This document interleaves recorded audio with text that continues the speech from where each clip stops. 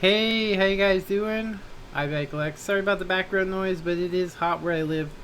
Yeah, I was able to get 3 videos out, and now I had to turn the air conditioner on. I couldn't bear it anymore. It's about 90, so now it's getting cooler, about 74 in here, which is comfy.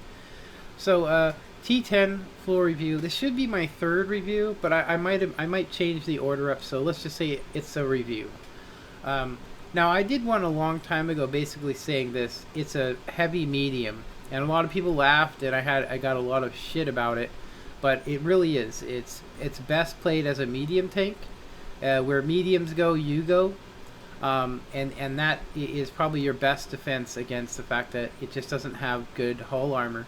It's also got a horrendous bottom plate, which is made bigger by these little fins. But let's look at it with the tank inspector. Now we're going to cover the statistics first, which is um, with a tier 10 gun, you get a penetration of 258 millimeters for 440 damage. Penetration with its heat rounds, 340 with 440 damage, and of course high explosive do 68 pin with 330 damage, which is pretty good. All right, so DPM 2338 stock. Um, Reload time 11.795, which is really good, and does kind of compare more with a medium. I think its DPM is to make up for the fact that it doesn't have that good of armor on the front. It's only effective against people that aren't using APCR, and everybody uses APCR on the console. And the rare people that don't, get wrecked by this tank. But rate of fires is 5 rounds per minute. You can carry 30 rounds. And of course, it's got a low velocity shell, so 940, but still better than the T-54's M variant gun that doesn't have a lot of pin. Now, it's a .36 accuracy with a fully trained crew. 2.68 seconds you have to wait to aim in. So that's kind of bad. Now, it's good. Well, it has a good recovery after you shoot. On traverse, on vehicle movement, on vehicle traverse. So moving, I think, means when you're going forward, and vehicle traverse means when you're like actually moving the vehicle left and right. And then this one says on full speed traversing, which is good. It's not so good while driving forward at full speed. As you can see, it's 8.63. Usually you see them around 6 point something. And of course, it's not so good while doing that with full traverse. Its depression is 5, elevation is 15. This actually has one of the worst, I think, combinations because it's limited on both areas. Most Russian tanks have good elevation, all of them except this one. So its horsepower to ton ratio is actually pretty good. It's about the equivalent as like I'll say a Patton, or something like that. So it does 50. It can achieve 50, which is pretty good. Now, 42 kilometers is what they rated on the Xbox. So this is something that will come in the future, is that they will buff and nerf stuff. So I believe when the T-10 came out, they actually left the motor the same, but they increased how fast it can go downhill. So it can do 15 in reverse. And of course, 1,800 hit points. You got 120 on the front, 120 on the sides, 60 on the rear, and then you have 250 on the gun mandolet, 201 on the sides, 90 in the rear, 20 for the tracks, and 50 for the gun. 15% chance of engine fire. And of course, it has a really good view range, like a medium, 400 meters. It's got about medium range, radio signal range. Its camouflage rating's really poor. So although it may perform like a medium, it definitely doesn't have the camouflage. So let's get into perks. I like ventilation. I also like gun rammer, and I like playing this as a heavy. Now with the gun rammer, you get it down to 2.39. Now I'm usually comfortable with I'll say 2.20 to 2.11 is usually where I would go with coated optics or something. But because you get eight more meters with this setup, Now with the perks, I'm gonna go ahead and say that I ran this. I had to retrain a crew for it, so I don't have a lot of stuff on it. But when I was running it, I had Sixth Sense, Eagle Eye, Brothers in Arms, Mentor, and I believe that's it as far as the commander goes. So Snapshot, don't need Deadeye. It doesn't fire fast enough for Deadeye. You don't need concealment either. Did I actually put concealment? I did. Let me remove that. Sorry about that. Now, prevented maintenance is something. I'm going to go ahead and say that Smooth Ride is definitely recommended. It increases a lot of stuff. But the one that you really want to have on this is safe stowage. Seriously, you want safe stowage, and then maybe later on go with like Adrenaline Rush. And I'll just show you what it does for you. So safe stowage makes your ammo rack better. You know, so you're not going to be ammo racked. And this tank can be ammo racked. I'm going to show you guys that. So if we look at it now, you guys can see that this area has become much better. And this has been decreased a little bit. Not a lot, but a little bit. But while firing on the move is much better. So it does increase all that by getting the snapshot and all those perks. And that's pretty much it. That's how I like to run it. You can see you end up with 417, which is pretty good for a heavy. And you get a transmission rate equal to probably the STI or something like that, which is pretty good. Camouflage rating is still terrible. But anyway, let's get into the armor on this thing. So, it's got 120. Now, if you guys know anything about tanks, a tier 8 Luva has horrible armor, and it has the exact same millimeters. So looking at this under the microscope, you can see that it's equivalent to basically bouncing a standard AP shell on the upper hull from, say, an IS. But most tanks at tier 9 have way more than 230, and they can pin this part with no problem. Now, the worst thing is the lower plate, as you can see. Basically, a standard tier 7 can pin that bottom plate. So you need to get this hull down. You need to get it hull down, at least to here. Now, it does have spaced armor, which is good. So you don't have to worry about heat rounds pinning you so much from the sides unless they actually get like a magic shot in here, which is kind of hard to do, to be honest, to hit these areas. Okay, so that's one of the things they added into the T-10 before it was the IS. Now, one of the other things, too, is that its turret can be shot, but look at how hard it would be to shoot that. That is incredibly hard to shoot this hatch. Alright? The other one actually has a little optic in front of it, which makes it an auto ricochet. So if you try to shoot this hatch, it doesn't really work. So they did kind of fix the hatch up a little bit. They made it much lower, but it still can be shot. And you can see it here, that it can still be shot. So it has 1 weak hatch, but the turret is over, you know, it's OP. So you can see here that you get, this is probably the weakest point right here, 250 something. So this can take shots from tier 10s, hull down, and that's what you'd want to get it, is hull down. Now artillery will hit this green part, and then here is another weak point. If you guys can see it, you can see it's green, but because of the angle, it's an automatic ricochet. Now I'm going to go ahead and point out that some of the changes that we're looking at haven't actually occurred, because they recently did a buff up of the Soviet line. You can actually see that there's some weird stuff going on in here, you know, that they fixed.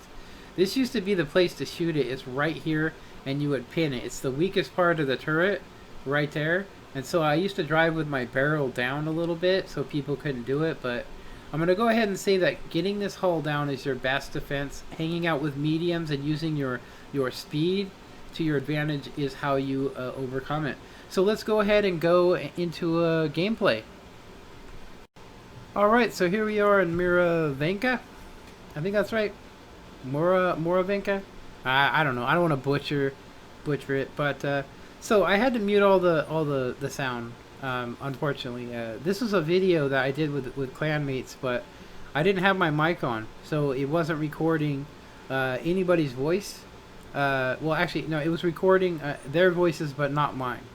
So you can hear them talking, but not me. So I thought it's a good game because, as I said, this is a tank where mediums go, that's where you want to go. You don't want to go head to head with heavies. You can, but you're going to be using your hit points, not your armor. It doesn't have enough. Now, if you can get this hull down, you'll actually be pretty good. Seriously, you'll be pretty safe because it does have, really hefty, upper armor. Now, where that machine gun is actually where you shoot the hatch. So you have to be mindful of it and realize that you can be shot in the hatch. So if you're behind a hill, you're going to have to keep moving, stop, and fire, and try and time it in a way where they ain't going to shoot you there. It's incredibly hard to hit, but it is doable. I've actually had an IS-6 before hit me in the hatch 2 times in a row, for, I think it was about 850 damage, so that's pretty good. So already detected, and which is good because when people see a heavy tank coming in the medium area, it's not fun. So I'm going to go ahead and just tell you I'm really rusty in this, but I did try a bunch of techniques that I know, which is one, staying hull down. You'll see I'm going to come here, but I snap shoot way too fast, and it doesn't even come near him. Why? I'm used to playing tanks that have really quick, aim times. This one does not really have the best aim time. Now, I'm assuming that my teammates are preoccupying this guy, so I go up on the hill so I can get him so he doesn't keep shooting and flanking us. And I'm going to go ahead and just nail him once. I take a shot for it, which takes me down, to 5 something. Which does say, if you look at it, that the patent is not upgraded. He's not upgraded all the way. He's not using APCR neither. And he just paid for that. He did exactly what I did, which was to get overzealous and, go over the hill. It's YOLOing in the worst way. And so there you go. So because of the perks, I can shoot in like a medium. Like I said, having snapshot and all that with this tank, you can actually, quick scope people and hit relatively good. And that's one of the things about this. Now, on my screen, I'm assuming I'm hull down, but I'm actually not.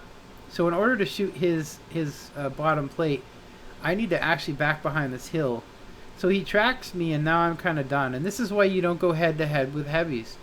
If I didn't have teammates with me, I would be tracked. I probably would even get artilleried at some point. But because they killed him for me, as you can see, saved me basically. So now I'm going to start hitting into the middle of the map. And you're going to see here I'm going to do something weird, and that is you can do side scraping with this actually pretty good. Because it's much thicker than normal tanks. It's much thicker. So I tried a shot in the dark there, nothing.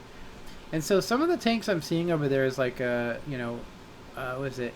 T-54, E1, and I seen a Waffentrager Awful Panzer 4, and he has the 150 on it, which I don't want to be shot in the front plate with. That would kill me with one shot.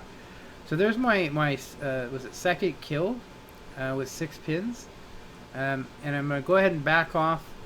And so I'm trying to figure out, do I want to go up the F line, like go down the F line, or do I want to attack these other guys? So right when I hit this, I'm gonna get I see the guy, and I see that I can shoot him, and now I give him my side. Now you watch what I do here.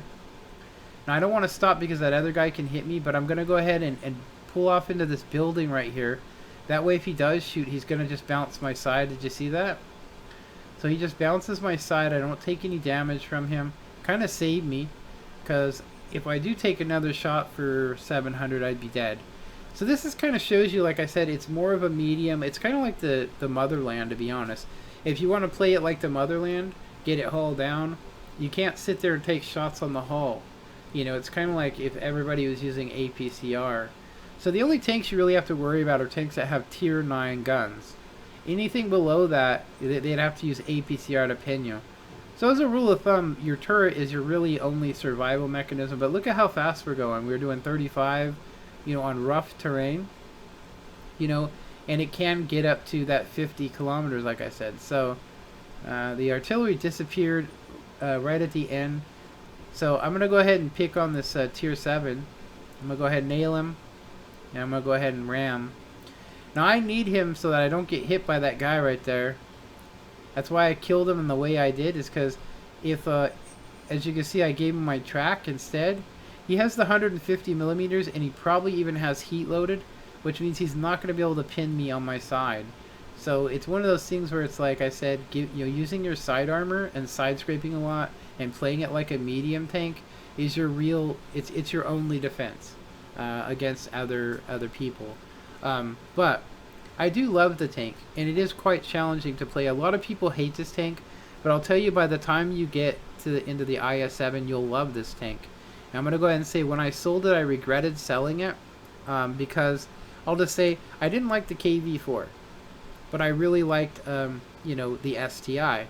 But I like the IS, the IS-3. I like the entire line, and I'll say minus the IS-7. I'm pretty good with the IS-7, but it's only good on certain maps. It's kind of like the T10E5 American. It's only good if you can get hide your bottom plate, which is huge. So it's kind of the same thing. But we got some decent medals. We got 3 kills. We would have been top of the board, but this LTTB was just must have spotted every single guy on the map or something, and got 3 kills, which is crazy. And you can see here everybody that was involved with it. Yeah. So Jay is a new friend. If you guys seen him in this game, Jay and Magical were playing in this. Now, like I said, if I would have had my mic on, this would have been just some regular clan team play. But I did want to get some reviews out there, some really honest reviews showing you guys what the armor really is effective at and all that. Other than that, I hope you guys enjoyed this. Of course, let me know if I missed something, if it's too much information or whatever. Let me know if I'm doing something that you don't like, and that way I can maybe change it if it's something reasonable. Other than that, I hope you guys enjoyed this. Comment, like, and subscribe, and have a good one. Later.